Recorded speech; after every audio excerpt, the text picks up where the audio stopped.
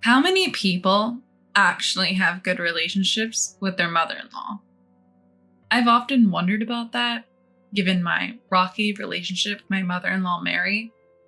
Don't get me wrong, I never disliked Mary. In fact, I always wanted to get along with her. But from the very beginning of our marriage, Mary has been bending my intentions out of shape. My husband and I got married 4 years ago. We met through mutual friends and hit it off right away, starting to date. On our 3rd anniversary, he proposed.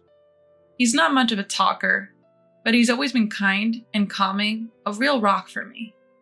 So when he proposed, there was no hesitation. I said yes, and we happily tied the knot. As for my father-in-law and mother-in-law, I never had any particular thoughts about them. During family meetings, our conversations were always pleasant. No snide comments or anything. I figured we'd just keep a healthy distance and get along fine. Then came our first Christmas after getting married, and that's when the drama started. At the time, I was pregnant with our daughter. While I wasn't showing much yet, I was trying to take it easy because it was my first pregnancy. But when we arrived at my in-laws' house for the holidays, Mary immediately put me to work preparing the Christmas dinner. My husband was busy drinking with my father-in-law, Bob, and didn't notice how I was being treated. Mary had me cooking, cleaning, and running around nonstop. When I tried to rest because of the baby, she would say, "What are you doing just sitting there? You need to know your place. Just because you're pregnant doesn't mean you can slack off." She would force me back to my feet and keep ordering me around. I followed all her instructions, yet the next set of orders came instantly. So much for relaxing during the holiday break. I never expected our first visit to the in-laws' house to be this exhausting. By the time we got back in the car, I was completely drained. My husband should have noticed what was happening between Mary and me, and it frustrated me that he didn't seem to care. But he had been enjoying his time talking and drinking with Bob, so maybe he just wasn't paying attention to me. I couldn't bring myself to confront him about it. After that, our daughter was born, and during the following summer, we went to my parents' house. My parents live about an hour away from our apartment, just like my in-laws, so we visit them every few months. However, Christmas at the in-laws became an annual tradition. But the pressure to visit them more often increased after our daughter was born. It might just be because they want to see her, but for me, it's been a source of stress. Every time I go to the in-laws, I know I won't be able to relax, and Mary will always have some sort of task for me. I knew all too well what I was getting into, and if it were up to me, I wouldn't have gone. But my daughter was still young, and I couldn't just leave her behind. My husband, as clueless as ever, didn't seem to notice that Mary was making my life miserable. The only one who seemed to get it was Bob, but he's practically invisible at the in-laws' house. He never says anything to Mary. Mary knows this, so she doesn't openly harass me when my husband is around. But if Bob is there, she'll make snide remarks. On top of that, she has me prepare meals and then serve them only to my husband and Bob saying, "We'll eat later. We have chores to do." Then she eats in the kitchen, leaving nothing for me. If a situation arises where we all have to sit at the table, she'll eat my portion of the side dishes and say, "Emma, you said you didn't like this, remember?" Saying so, she didn't give me a side dish. My husband will just genuinely look surprised and say, "Oh, you didn't like it?" I'm just genuinely surprised. Mary turns to him and says, "See, you have to keep track. Emma is so picky." Which is nonsense. I'm not particularly picky, and I generally eat what's given to me. But dealing with Mary's subtle harassment had started to feel tiresome. I'd only managed to eat one meal during a 2-night stay. Such things were commonplace. It had gotten so routine that I started bringing my own emergency snacks like sweetbread and cookies whenever I'd go to the in-laws' house. I would just eat them in the kitchen afterwards since no meal was prepared for me anyway. Seeing this, Mary says, "Isn't it a bit much to bring your own food? Shouldn't a daughter-in-law show some restraint?" She mocked me. But by then, I had learned to tune her out to some extent. Sure, it still irritated me, but I no longer felt like a failure as a daughter-in-law. This continued for several years after my daughter was born, and by the 5th year of our marriage, I was pregnant with our second child. We went to the in-laws' house for Christmas that year, as is customary. But for some reason, my husband was acting a bit strange this time. As soon as we arrived at the in-laws' house, Mary was on me as usual. "Emma, can you help with the Christmas dinner?" That's what I was told. Knowing that helping really meant doing it all myself, I simply said, "All right." Just then, my husband, who usually starts drinking with Bob right away, seemed to have been listening to our conversation. "No, Emma can sit. Mom, Emma is pregnant with our second child," he kindly said. Even so, when I tried to speak, my husband sharply snapped, "Just sit down," he yelled. I was shocked to see him so furious. It was unlike his usual calm demeanor. However, just as I was about to sit, Mary chimed in. "Look, things go faster when women handle these tasks. Emma helps me every month, so just sit down, okay? Come on, Emma." Unable to do anything else, I ended up being bossed around by Mary as usual.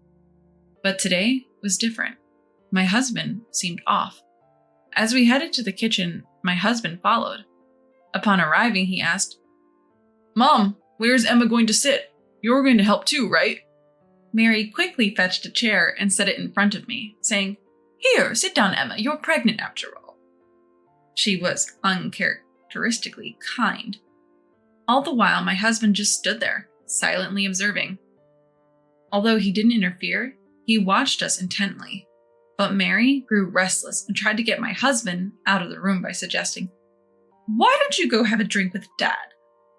My husband, however, didn't budge. Our daughter's fussing caught Mary's attention.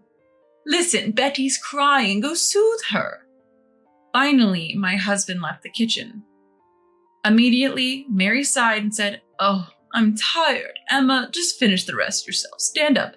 Pregnancy isn't an illness." She snatched the chair from me and sat down. But Mary's relief was short-lived. My husband returned carrying our daughter. Mary, caught off guard, tried to stand up and ended up falling with the chair. My husband glared at her. "Why are you sitting, Mom, while Emma is standing?" he said in a cold voice. Frantically, Mary answered, "Oh, my back just started hurting a bit. I just switched places for a second." She hurriedly returned the chair to me. Thanks to my husband's supervision, Mary actually helped with the Christmas dinner prep, and we finished in half the usual time.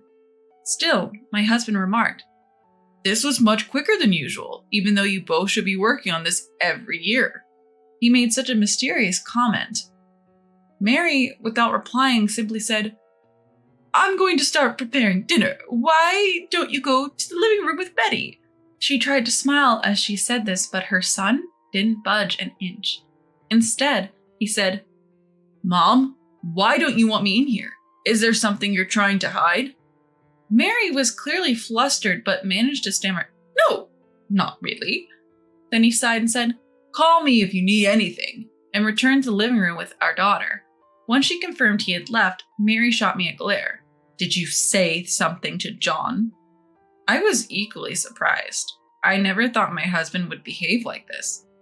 "I haven't said anything. I don't know what you're talking about." Exhaling a sigh, Mary said, "Fine, whatever. After dinner, you'll be cleaning upstairs. You know the drill. You do it every year." After that, I prepared dinner, and as usual, Mary served my husband, Bob, and herself first. But today was different. My husband insisted, "We won't eat until Emma joins us. thwarting Mary's plan, so we all ended up eating together.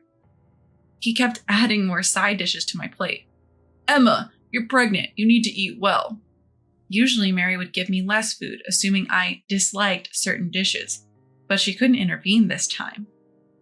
"Emma, are you sure you like that? You don't have to force yourself to eat." She tried to snatch the dish away from me. "No, Emma eats what she's given. It's better for the baby if she doesn't have food preferences," my husband said, so Mary couldn't say anything more. After dinner, I usually do the dishes by myself, but this time my husband stepped in. "I'll do it today, Emma. You sit down." He grabbed the dishes from me and headed to the kitchen. Seeing this, Mary whispered, "Letting John do that. You're a failure of a daughter-in-law. Go clean the upstairs." That's what she said to me in a whisper. As much as I didn't want to share a space with Mary, I was about to head upstairs when my husband stopped me. "Emma, where are you going?" I didn't know how to respond, and before I could say anything, he seriously asked, "Did Mom tell you to do something?" No. Before I could say more, he took my hand and led me back to the living room. He looked angrier than I had ever seen him before. Then, in front of Mary and Bob, he began to speak. "I misunderstood because Emma didn't say anything. I thought she was getting along with Mom." Mary looked shocked at his words. "What have you been doing to Emma, Mom?" he asked. Looking flustered, Mary responded, "What are you talking about? Emma and I get along just fine, right, Emma?" She looked at me, seeking agreement. "Well, about that." Before I could elaborate, my husband spoke again. "Every time we come back from visiting here, I notice Emma looking down. I was concerned but didn't press because you always seem cheerful, Mom. You haven't been harassing Emma, have you?" Mary's face flushed with anger. "I haven't done any such thing. Emma, did you say something unnecessary?" She lunged at me, but my husband intervened. "Enough!" he shouted. "I've always been treated well by Emma's parents, so I assumed you were kind to her as well, Mom. But Emma looks miserable every time we come back here. It's true that being at my parents' house might make her feel a bit uncomfortable, but that goes both ways. Yet I have never felt unhappy when I'm at her parents' place. They're really good people." My husband's eyes were filled with tears. Seeing him like that, I couldn't help but tear up too. My husband looked at Mary, who was visibly uncomfortable, and said, "Mom, can you really face Emma's parents like this? Can you honestly say you treat Emma well?" Just then, Bob stood up and apologized to us. "I'm sorry, Emma. I also noticed that Mary had been distant with you, but I didn't say anything. I'm equally at fault. I'm truly sorry." Hearing this, my husband turned to Mary. "Mom, you should apologize to Emma too. While saying sorry won't fix everything, it's a start." But Mary wouldn't even look at me, let alone apologize. Seeing this, my husband sighed deeply and said, "If that's how it's going to be, Mom, then fine. We won't be coming back to this house ever again." Mary looked shocked. "That's not fair, is it?" she pleaded. Ignoring her, my husband began packing our things.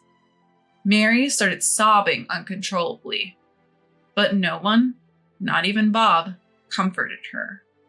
"Let's go, Emma," my husband said, picking up our daughter and calling me. Mary collapsed on the floor, crying, and Bob just sat there, head down. In that awkward atmosphere, we left my in-laws' house. Ever since, Mary has tried to call my husband multiple times, but he's blocked her number. He's cut off all ties with his parents' home and hasn't been back. Instead, we've been visiting my parents more frequently. At first, my parents were puzzled by our increased visits, but they welcomed us warmly each time. My husband often says, "Emma's parents are truly wonderful people." I think he feels guilty for the tough times I endured at his parents' home, but I'm not concerned anymore. I have no stress now that we've stopped going there. In the end, I owe my current happiness to my husband's actions back then. I'm truly grateful. From now on, I want to create many happy memories with my husband, our daughter, and my parents, and continue to walk a happy path in life.